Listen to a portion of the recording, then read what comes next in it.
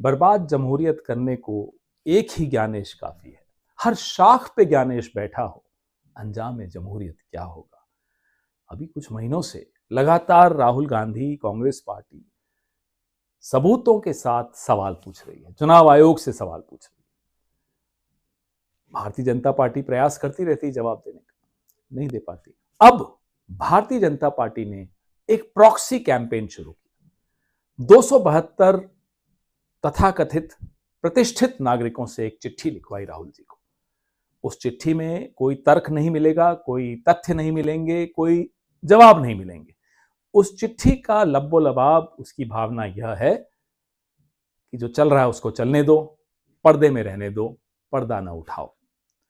आमतौर पे समाज क्या उम्मीद करता है, रिटायर्ड ब्यूरोक्रेट्स से, अफसरों से क्या उम्मीद करता है कि उनके अनुभव का लाभ समाज को मिलेगा, उनके प्रभाव का लाभ समाज को मिलेगा, वो थोड़ा दबाव डाल सकेंगे सरकारों पर, अपने अपने इलाकों में कुछ काम कर सकेंगे और लोकतंत्र को मजबूत करेंगे। लेकिन इन प्रतिष्ठित नागरिकों ने उल्टा ज्ञानेश कुमार को चिट्ठी लिखने की जगह राहुल गांधी को लिखी। ज्ञानेश कुमार से जवाब दिलवाइए ना। सवाल बहुत हैं, सबूत बहुत हैं, हरियाणा के सबूत हैं, महाराष्ट्र के सबूत हैं, कर्नाटका के सबूत हैं, बिहार के एसआईआर के सबूत हैं। नहीं, इनमें से कई लोग ऐसे हैं जो कुछ केसेस से बचना चाहते हैं। इनमें से कुछ लोग ऐसे हैं जो इस सरकार से कुछ रेवड़ियां लेना चाहते हैं। एक महानुभव तो ऐसे हैं जो 3 करोड़ के साथ इनकम टैक्स की रेड में पकड़े गए थे। ऐसे अनेक हैं, इन सबकी जन्म कुंडलियां हैं, इनकी प्रॉपर्टीज की लिस्ट आप देखेंगे तो आपको समझ में आ जाएगा ये क्यों कर रहे हैं जो ये कर रहे हैं। संघ से जुड़े हुए हैं अधिकांश। एक लक्ष्मीपुरी जी, जिनके पति पेट्रोलियम मिनिस्टर है, हरदीप पुरी साहब। अरे साहब, आपने राहुल जी को चिट्ठी लिखी, अच्छा किया, बहुत अच्छा किया। उनको चुप रहने का आदेश दिया, चलिए करिए। आप घर पे अपने पति से तो बोल देती कि पेट्रोल के दाम कम करिए, कि अमेरिका के आगे मत डरिए, झुकिए। आप लोग इतने ही प्रतिष्ठित हैं तो जरा प्रतिष्ठा का परिचय देते, पूछते गृह मंत्री से कि लाल किले पे विस्फोट क्यों हुआ, कि फरीदाबाद में 2900 किलो विस्फोटक कैसे पहुंचे, कि श्रीनगर के थाने में जो विस्फोटक रखे हुए थे अचानक फट कैसे गए, पहलगाम में आतंकी कैसे घुसे। पूछते, प्रधानमंत्री से पूछते, अपनी प्रतिष्ठा का परिचय देते कि साहब पेपर लीक कब बंद होंगे, किसानों की आय कब दुगनी होगी, ट्रंप के सामने आप मुंह क्यों नहीं खोल पाते, क्यों नहीं लाल आंख दिखा पाते चीन को। पूछते, यह आपका काम था।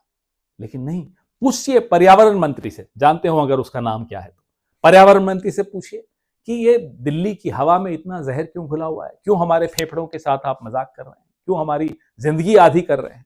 पूछते, लेकिन नहीं, ये लोग सरकार के आगे दूम हिला रहे हैं। इनको सरकार से बचना है या सरकार से कुछ प्राप्त करना है। खैर, करिए आप। कल 25 लाख से ऊपर हस्ताक्षर सिर्फ पंजाब से आए हैं वोट चोरी के खिलाफ। परसों 1 करोड़ से ऊपर हस्ताक्षर तमिलनाडु से आए हैं वोट चोरी के खिलाफ। पूरे देश से 5 करोड़ से ऊपर हस्ताक्षर इकट्ठे हो चुके हैं। रामलीला मैदान में जब आवाज गूंजेगी वोट चोर गद्दी छोड़ की, ये 272 लोग भी सुनेंगे। इन 272 से प्रॉब्लम नहीं है। झुंड में आइए, आप हमला बोलिए, हम सब पर, विपक्ष पर बोलिए। आप झुंड में किसके चलने की आदत होती है, स्वभाव होता है, वो आप जानते हैं। लेकिन आप हमें चुप नहीं करा पाएंगे। ये अभियान अब इतना आगे बढ़ चुका है, हर घर हर मोहल्ले में पहुंच चुका है कि या तो अब चुनाव आयोग की सफाई होगी या बीजेपी और उसके पूरे इकोसिस्टम का सफाया होगा। लोकतंत्र पर्दे के पीछे नहीं रहना चाहिए, लोकतंत्र अंधेरे में नहीं रहना चाहिए। लोकतंत्र को खुली रोशनी चाहिए, हवा चाहिए, सवाल चाहिए, तभी लोकतंत्र जिंदा रहता है। जय हिंद, जय संविधान।